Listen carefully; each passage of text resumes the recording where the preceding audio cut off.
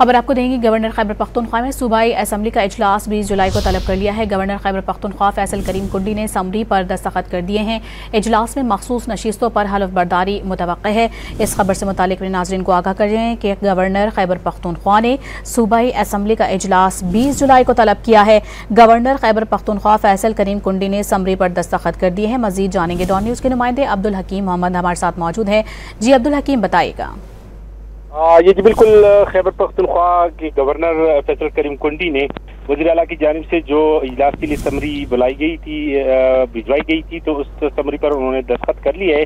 और समरी के मुताबिक इजलास इतवार के रोज 20 जुलाई को सुबह 10 बजे तलब कर लिया गया है।